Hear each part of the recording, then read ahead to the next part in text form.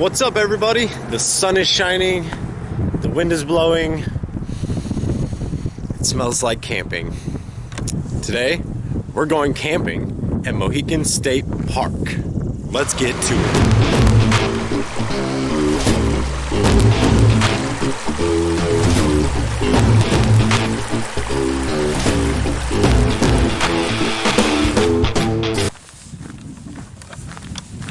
So I'm making my way down the trail. I feel like that should be a country song. But I'm staying tonight at campsite number 1, the primitive camping here at Mohican. There is, you didn't get to see it, I didn't film it, but there is a, what do they want to call it? A horse parking area that you walk through to get to this trail. It winds down through the hills and down by the creek to the campsite. It's maybe about 3/4 of a mile, probably at the most, and it's probably the closest campsite to the staging area. I got it. It's probably the closest one to the staging area, but it's definitely a lot of downhill on the way there and a lot of uphill on the way back. But that's half the fun, isn't it? It's just getting out and being alone with all of this.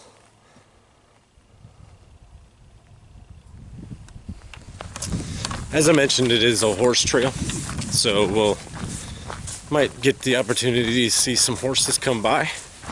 There was a couple that just got to the top of the hill as I was starting my way down. So let's get down this hill and let's get to the campsite. I'm ready to get this started.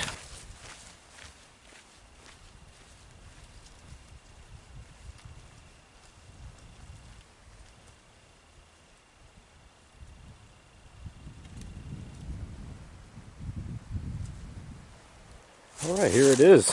We made it. And not too long a journey. This is primitive campsite number 1.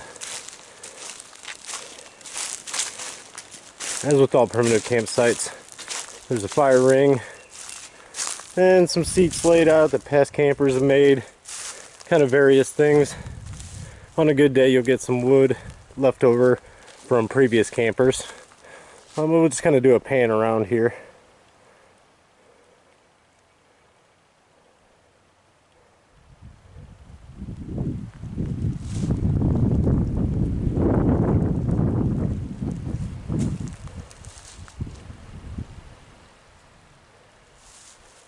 Alright, so the first thing we get to do, by we I mean I, is set up the tent. So recently I purchased a tent from eBay, from a subscriber actually.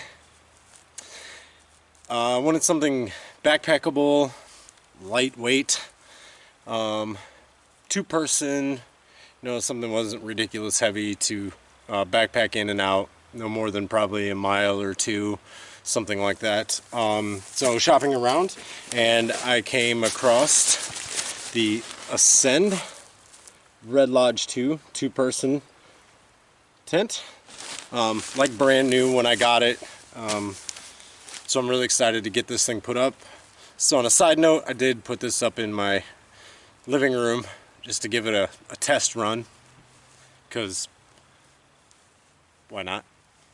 Alright, so first thing we're going to do is we're going to get this bad boy open and get it set up. So let's get to it.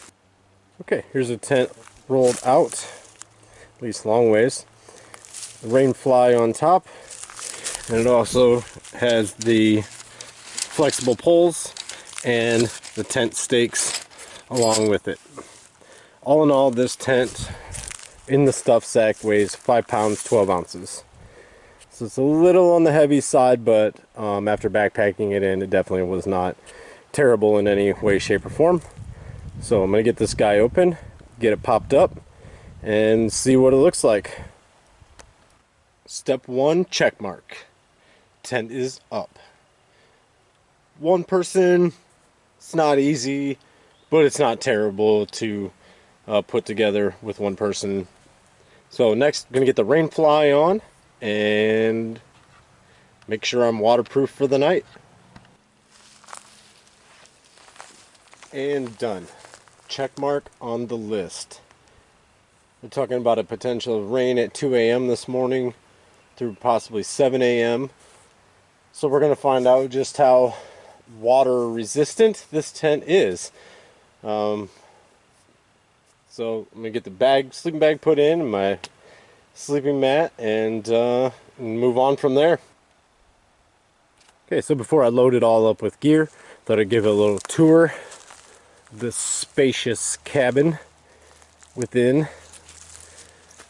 So let's dive on in here. And we do have dry area. We could keep boots, bags, anything like that,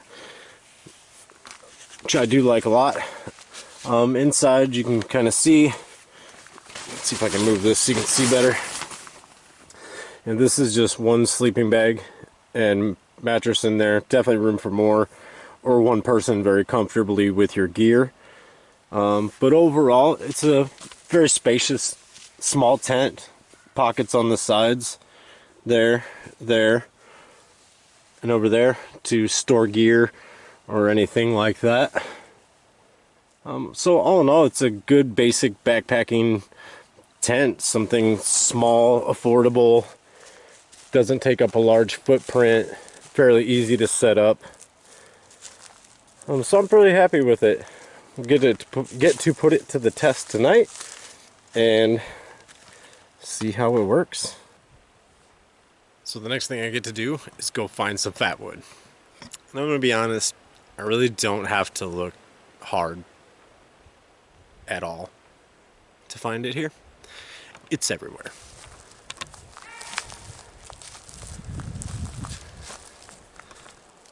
It's everywhere. Ooh, and we have some horses coming by on the trail. Normally people would be like, oh, I'm so sorry, there's, noise in the background of my video and whatnot, but there's horses walking on a trail. I don't know if it shows up in the camera or not. Hopefully it did. How awesome is that? That doesn't happen where I come from. Awesome. So, mission at hand. Fatwood. Let's go take a walk. It's one of my favorite parts of being in the wilderness, is just exploring around and walking around and seeing what you can find, what resources are available to you that are relatively close. I mean, 10 minutes walk, you never know what you could discover. So at this point, I'm pretty much just being picky, looking for a really good one. But it's pretty much everywhere. Let me see if I can show you this. Get up here where it's a little clearer. And I don't know if you can see, but there are just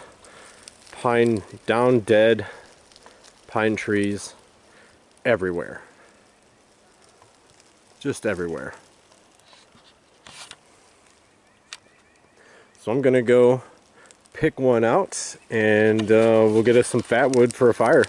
Okay, I found a likely candidate. Kind of big around here. What you really want to do is get close to the base of the tree. Closer to the base, the more likely you are to find some fatwood. So what you want to do, again, white pine, red pine, really good sources for this. So what you want to do is find one that's been down dead for a good amount of time. And you want to cut this guy here off, down here where it meets the tree at. Always a gamble when you do this unless you really see one that's down to the end and you know it is. But let's give it a saw off here and see what happens. Worst that happens is I get to go find a different piece.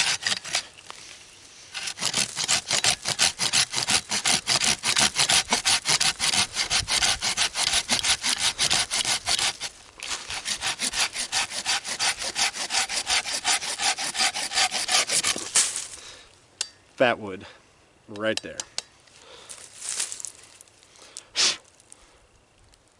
fatwood right there. How far it goes back, hard to say. Probably something like this maybe. But that is definitely fatwood. So get this back to camp, process it down, see what we actually got, and go from there. Okay, so now I'm gonna process my piece of fatwood down to something usable. I cut it off with my hatchet here a little bit, and as you can see I cut into more fatwood. So this is pretty much an entire chunk right here of usable fatwood. This would light fires for like the next 3 years if you did it right. Probably not literally, but my story, tell how I want. Okay, so all I do when I do my thing is just kind of get rid of this garbage on here. So what I'm looking to do is get it down to where I can see the fatwood. The outside bark is much easier to get off, and as you can see right here, pretty much down to the fatwood already. So that's what I want to get everything to look at least close to, and then we'll be on to the next step. This is kind of time consuming a little bit, but you're also just kind of hanging around camp. There's not really much other things that are pressing to do. I don't have to go looking for water. There's a really good sized creek right over there that I can get water from. Have food in my pack, firewood's gathered. We're in business. I'm on to making coffee and cooking some food, and maybe even turning on the radio and see if a radio station comes in. Kind of just hanging out, you know. So I'm gonna have a go with this, and we'll be back when I am all done, or at least relatively close anyway. So till then. Okay, so I have the piece processed down. Looks like this. So what I need to do now is process it down even smaller, to more manageable pieces. If I didn't have my hatchet with me, I would have to baton this with my knife, but I have a hatchet, so I'm not going to put my knife through that. Not that it can't handle it, because it definitely can, but I don't need to do that to my knife. I have my hatchet here. And we're going to get them down even smaller.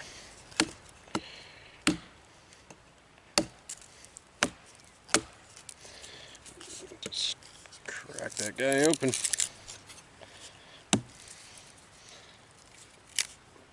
And then I have a very manageable piece of fatwood.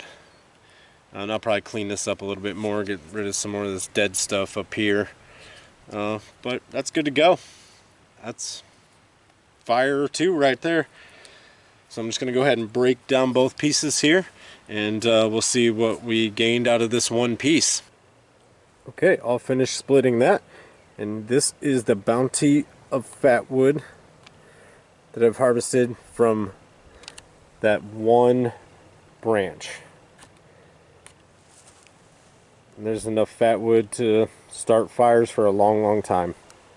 So it doesn't take a lot of resources, but they are right here, right in the backyard, so to speak. If you know what you're looking for, life can be very easy out here. Okay, so the next step to getting my fire going is to shave some fatwood. So I need my fatwood, my knife, and something to collect the shavings. And I'm going to use the spine of my knife, just like I would be using it to strike a ferro rod. And I'm going to go along the edge here, and I'm either going to go down or I can go back and forth, whichever suits your style. So I'm going to put my piece of fatwood on the ground here. It's kind of like a backstop, so to speak. And then I'm going to use the spine of my knife and go along that edge. And let's see if I can get an angle here where you can see it kind of one is tilted enough to scrape it. So I'm going to go along there and scrape until I have a good pile that I know will take the spark from the ferro rod. Be careful if you don't like holes in your stuff sacks. This isn't the way to do it. But it's a stuff sack. I can get another one. So anyway, so as you can see, I'm just scraping a big old fluffy pile of fatwood shavings. I'll kind of hold that up so you can see. That's the money right there. So we're just going to get a big old pile of that going on, and we'll be ready to get the fire lit up and cook some food, because I'm starting to get hungry. So I'm going to get at this. And here it is, we're all done. Our pile of fatwood shavings are ready to go. We're going to set it on our sticks we have in the fire ring, and we'll be ready to light this guy. Okay, so we're going to get the fire going. So we've got our fatwood here, and I just put it on a piece of bark so I can transfer it very, very easily. As you can see, we got our fatwood shavings there. So I'm going to set that on the ground where it's nice and steady. Now we need our knife again with our 90-degree spine and our ferro rod. This is a 1/2 inch by 6 inch ferro rod. Been used well. So let's get this bad boy going. Okay, decided to bring you in a little closer so you can see how I do this. So what I'm gonna do is have my knife, I guess that way, 90 degrees, or like 45 degrees, and I'm gonna keep it sturdy against my leg, and I'm gonna pull the ferro rod, and let's see how this goes.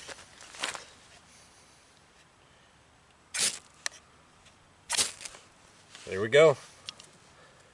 Fire. Just gonna keep piling on. Good, I'm ready for some fire. Ready for some food. Collecting wood is hard work. So I'm gonna get this stoked and work on dinner.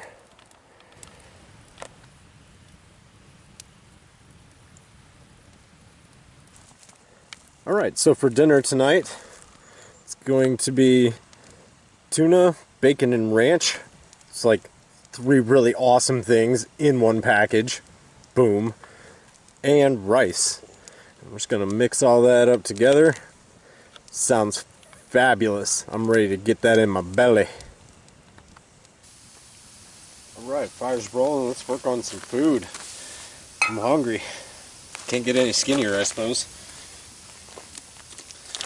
So we're going to make the rice first. Add some water.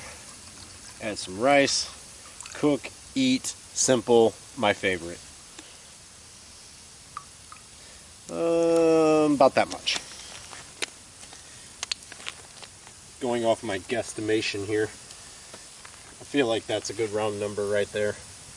I'm not really sure what it is, but it's a round number and I like it. Alright, let's add some rice.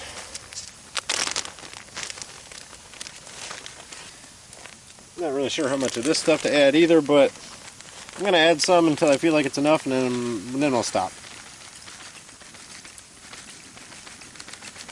You can always strain water. But I like to eat, so let's add a little extra.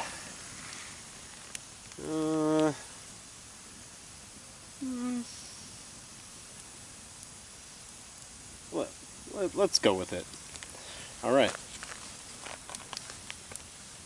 Wait on some water to boil.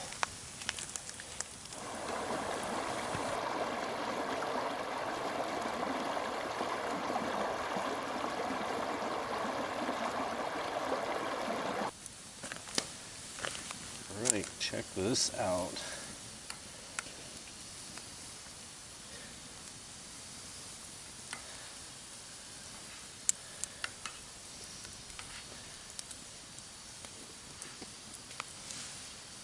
I think we're going to move it off the fire Let the rice do its thing. And add some tuna fish and smash. Alright, I'm ready to eat. Collecting firewood. Expend some calories. Barbecue ranch. This will be an interesting combination. I've never tried this flavor, let alone mixed it with rice before. So I'm kind of interested to see how this turns out. But almost to that hungry point where you don't care what it tastes like. You're just so hungry you'd eat like anything. So rice. Just gonna scoop out of this guy and put it in the rice. I'm gonna be honest, I kind of just want to like eat that whole thing, like without the rice. The question really becomes, do I put the whole pack in or don't I put the whole pack in? I put the whole pack in. It's all going the same place anyway. Don't suppose it really matters the order or the quantity. Empty.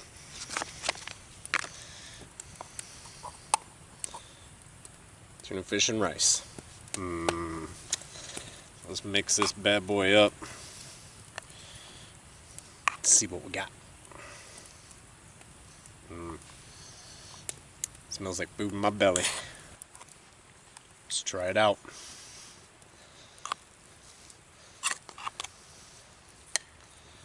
Smells good.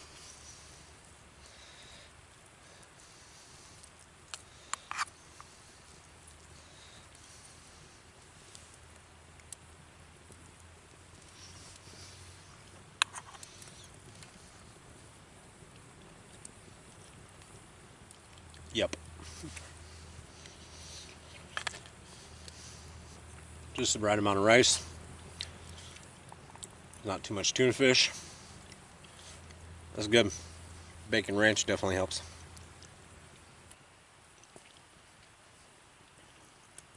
Good to the last piece of rice. Boom. Done. Now I can chill, enjoy my fire, until it's time to call it a night. It's a good day.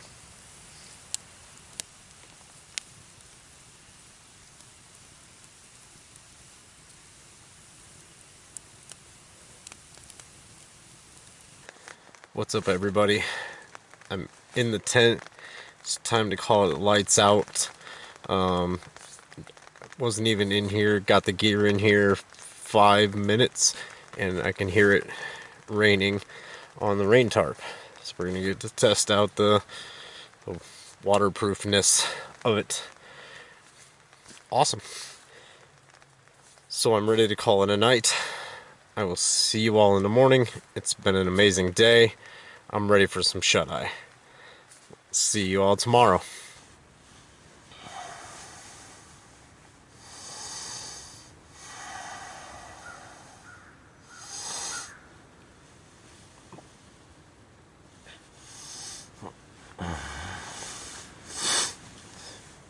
Good morning. So it definitely rained overnight. A lot more than I expected, actually. It's warm and cozy in this sleeping bag, and I don't want to get out of it. I need to get camp broke down, packed up, and moving. I should probably take advantage while it's not raining. A little windy. Definitely a little bit windy. But all in all, it was a good night. Stayed warm.